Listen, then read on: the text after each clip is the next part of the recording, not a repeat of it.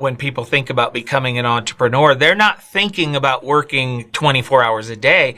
They're thinking about getting to some point where there's quality of life, where I can be my own boss. I can decide what I want to do. But how many entrepreneurs ever get there? Increase sales, improve margins, and grow your business. Guaranteed. Top secrets of marketing and sales. Now, David Blaze. Hi, and welcome to the podcast. Today, co-host Jay McFarland and I will be discussing the topic of breaking free of your business. Welcome, Jay. It's good to be here. Welcome. Thank you. So we've been talking about this topic now for a few weeks, and I was wondering, what are your thoughts when you think of that as an entrepreneur, as a business owner, as it relates to entrepreneurs, business owner, and salespeople? What's your initial thought that comes to mind when you hear a topic like that? Well, it's funny. I think most entrepreneurs aren't thinking of breaking free of their business. I think it's exactly the opposite. I'm going to dive in. We always hear that if you're going to be an entrepreneur, you've got to give it your heart and your soul. And instead, we're talking about doing just the opposite. I think for a lot of people, they're going to hear that and say, wait a minute, why would I want to do that even in the first place?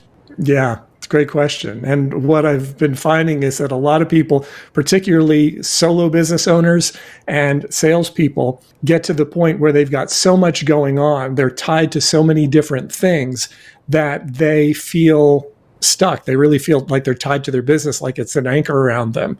And so the idea of breaking free from one's business basically means, okay, how can I let go or delegate the things that I don't like to do, I'm not good at, that don't generate much money, so that I can focus my time and attention, my limited time and attention, on the things that actually move the needle for myself and my business. So that's really what we're talking about here. Well, I think it's fantastic because I know when people think about becoming an entrepreneur, they're not thinking about working 24 hours a day. I know they're thinking about getting to some point where there's quality of life, right? Where I can be my own boss. I can decide what I want to do. But how many entrepreneurs ever get there? Oftentimes, they get exactly the opposite effect, right? Exactly. And it's true of so many people who start a business. And this whole conversation started because of a relationship I have with a guy who wrote the book, The E-Myth Revisited, Michael Gerber. And I've been familiar with his work for years. We spoke at a number of the same trade shows, had a chance to talk to him. I remember telling him the first time that I met him how much I just loved the book, The E-Myth, and how as a result of his advice, I was able to structure my businesses better. I was able to buy businesses and sell businesses. I said, it's the best $11 I ever spent. He kind of got a kick out of that because obviously it was worth a whole lot more than that. But over the years, what I've realized is that for many of us, the idea of creating the type of business we want to live in is really appealing. But doing it seems to be the part where people get stuck. Yeah, and how do you let go? I'm sure you started out as an entrepreneur doing everything, and slowly, hopefully, you've brought in more staff. But how do you trust and let go? Because for them, it may be a day job. For you, right, it's your life. And so, just giving those little pieces of responsibility away, it's difficult. It is very difficult. And for a lot of people, it seems impossible. But the biggest reason that happens is that in a lot of cases, what we try to do is to just sort of push it off on somebody and run.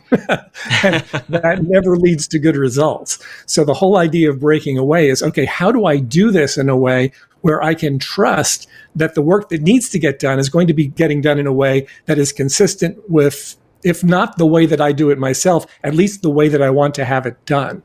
And in some cases, the people that we hire to do it ideally should be able to do a better job than we can do, particularly when we're talking about tasks that we may not be thrilled about doing to begin with.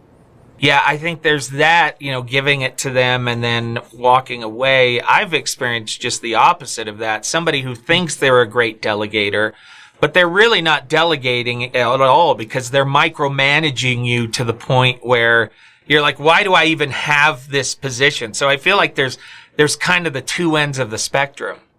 No, that's a great point. It is. It's two sides of the same coin. So on the one hand, you have people who delegate by abdication, essentially. Mm-hmm. You take it. And then there are other people who say, okay, I'm going to give this to you, but I'm going to be looking over your shoulder every step of the way. And neither of those scenarios are good for anybody. It's not good for the person who's delegating, and it's not good for the person who's being delegated to.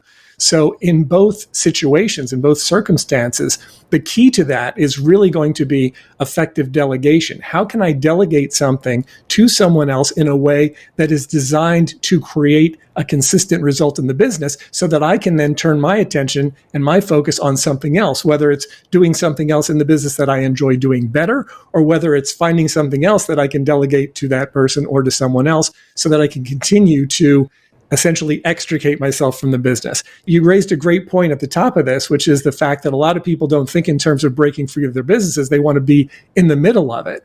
But what ends up happening is people sort of end up creating a cocoon around themselves where they're building this thing around them and they're in the center of it. And they get all their people coming to them and asking them questions, and everything has to go through them. Well, what happens if you have to go on vacation? Or what happens if you're sick for a few days, or if you have to be out of the office? That's not the kind of business that is really sustainable at that point, because it's entirely dependent on the business. I refer to it as a you-centric business or a me-centric business. If the business depends entirely on me, it's also almost impossible to sell, because who wants to buy a business that is entirely dependent on the previous owner to make all the decisions and to operate it? Yeah, it's a great point. I think what I see a lot is people saying, well, I'll delegate when I find the perfect employee, when I find somebody who looks at things the way I do and they have the same passion that I do. And you and I both know finding that perfect employee that is going to care the way you do and show the same discipline and those kind of things, it's kind of impossible, isn't it? It really is. And I hate to say that, because you want to say, oh, no, it's absolutely possible.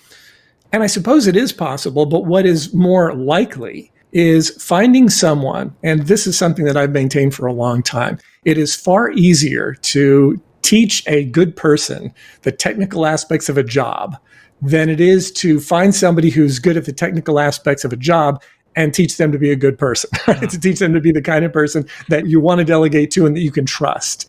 And so I think step one is finding somebody that you have that trust with. And then step two is having a process for delegation that allows you to comfortably and confidently hand those tasks off so that that person can do them in a way that right out of the box is 80% as good as you could do it, so that you could then provide feedback and input in order to get them the other 20% of the way there, so that within a short period of time, you have somebody who you trust, who's got the systems in place that will allow them to be successful at the task which you've delegated to them. Yeah, I love this idea of having a system in place. I think what happens in most workplaces, when something happens, when there's a failure, they look for somebody to blame, instead of looking for the place where their system fell down, right? We have to look at our training. Were they properly trained? We have to look at our follow-up. What happened here in the process where things fell apart, instead of just looking for that, I'll put the finger on you, you're in trouble, don't do that anymore, and then we move on. Exactly. And I think the key to that are what I refer to as delegation docs, delegation documents, which is essentially, it's a checklist or it's a numbered bullet-pointed list of this is what to do in this order in order to accomplish the result that I'm looking to accomplish on this particular task. And they are actually really pretty easy to create. And one of the things that I did in my own business and that I've encouraged my clients to do is to utilize these delegation documents to create processes so that you can essentially do the task one last time. And as you're doing it, you're documenting the steps, or you're having the person you're delegating it to document the steps. That's even better. And then at that point, you switch roles and you say, okay, take this list of things that you put together or I put together, go through it and let's see what happens. And then you watch as they do it.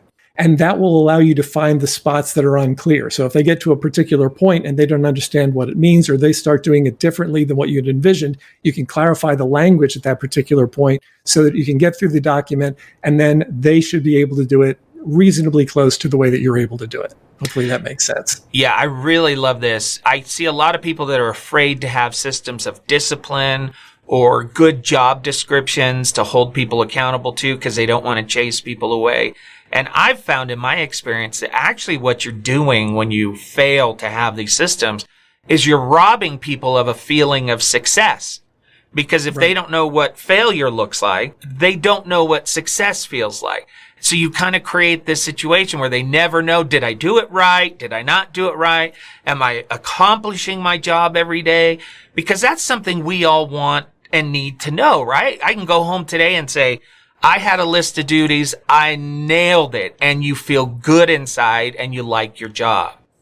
Yes. And when you've got somebody who is delegating something to you and they're doing it not just the way they do it, but they're doing it the way they would like it to be done, right? And so if I'm showing you how to do something and I'm saying, okay, step 1, we do this, and you're watching me do it and we're documenting it as we go. Step 2, we do this. Step 3, we do this. And you come up with a list, and it could be 15, could be 20. Normally, you don't want to go too much past that. If you do, you want to start breaking it up into different documents. But you've got a list of, say, 20 things that need to happen in a certain order. And you're watching as I do it. We're documenting it together. And then I say, okay, now you do it, right? And so you go through the steps and you follow it. And as you're going through, if something isn't clear, I can say, oh, okay, no, here's what we meant on step 4. We're clarifying that. And then once you get through it, you know that you were able to do it in a way that I had outlined for you. So we're both clear on that right from the beginning. Yeah, I think it's just invaluable to the employee. And like I said, their ability to feel successful. And then I think another part of this, and I'd love your feedback on it, is sometimes I do see good systems where they do implement well and they've trained well, but they're missing follow-up. They're missing checking back to make sure that it works. I feel like a good system has a mechanism to constantly reassess, is it working? Are things happening the way they're supposed to? Can we be better? Can we do better? Oh, absolutely. So when something is delegated, the person who is delegating that task needs to at least check in on it from time to time to say, okay, is this still going the way that it needs to go? Now, some things that are delegated, if it's going wrong, you're going to find out right away. You're going to find out very quickly. But there is definitely open communication that is required. If you've delegated something to someone, they have to be able to have the ability to come back to you and say, hey, listen, I'm running into this issue. How do you recommend I fix it? So once again, you don't want to just delegate and run. You want to be able to have an open communication so that the person you've delegated it to will feel comfortable that they can come back to you and get clarification on anything that needs to be clarified. Yeah, and avoiding the worst thing that I see in management and business is where you didn't train them, and the training all happens when you're mad at them or disciplining them after the fact, like you should have known. That's just the worst place to put any employee because they never know when they're going to get in trouble next. These systems that you're talking about bring such clarity and such a feeling of accomplishment, and they know when they're not performing well if you've implemented them correctly. Yes, and there are really 2 areas where things can go wrong. It's either in the delegation itself. In other words, if I give you the wrong steps to perform and you perform them exactly as I outlined it, you're going to be getting a bad result, but that's not your fault because you're following those instructions. If I provide very clear instructions and you fail to follow them, well, then that's something that's on you. At that point, we need to address that with you. But the advantage of having these delegation documents is that you know which one it is. Either I've given you these steps, you followed them, and it worked. Or let's say I give you these steps, you follow them, and it doesn't work. And we say, okay, well, I followed all these steps. All right, well, then together, we need to figure out what's going wrong. It's either something with the process or it's the way that the process is being implemented. If I just say, hey, take care of this for me, and I don't explain how, then if you mess it up, sure, you're going to get the blame. If you do it right, you'll also get the credit, but you're not as likely to get as much of the credit as you are if it's done differently. Yeah, absolutely. And the other thing is you've now created a training document, right? When you're going to replace that person or bring in another person to fulfill a similar role, you've now established how to clearly train them and get them up to speed as quickly as possible. Exactly. Yeah, and that's the purpose. Yeah. So what other things can entrepreneurs do to break away? Any other thoughts on that? Well, I think it really starts with mindset. You have to want to do it. You make the decision. You make the call. Do I want to break free of my business or do I want to be right at the center of it? So they think they have to do everything, and they don't necessarily have to do that. They can if they want to, but if they want to be able to focus on the work that's going to generate the biggest return on investment, they're going to have to start somewhere, even if it's small delegation. I have people who say, I can't delegate anything. I don't have the money to delegate to people. It's like, in some ways, you don't have the money not to. Because if you're performing minimum wage tasks in your business, you're not performing the tasks that could generate the revenue that you need to really get your business going. Yeah, I absolutely love this concept of breaking away, and I think maybe just doing those things that only you can do that are most important. If you made that list, what do you have to do, and can you delegate away the rest? I think maybe that's a good place to start. Yeah, and it could be as simple as having somebody do something, could be a virtual assistant, a couple hours a week. Some people are scared of the idea because they think they have to hire someone full time and I can't afford that. Well, what if you just go to a job site like whatever, Fiverr, and you hire somebody to do something for a couple hours a week? That can work just as well to get things started. And then as you're able to see results from that, you can grow it from there. So I love this information. I know people are going to want to know more. If they do, how do they find out more? Okay, well, this is a topic that we're tackling right now inside our Inner Circle group. If that's something people are interested in, they can go to topsecrets.com/IC for Inner Circle. That's topsecrets.com/IC. Join the Inner Circle and join the conversation in there. Well, I have really enjoyed the conversation. I think this is such a beneficial aspect to a lot of entrepreneurs' lives. I think a lot of them probably haven't even thought about it until you've brought it up. So check out that website. And David, thank you so much for joining us today. Thank you, Jay. Increase sales, improve margins, and grow your business guaranteed. Top Secrets. TopSecrets.com.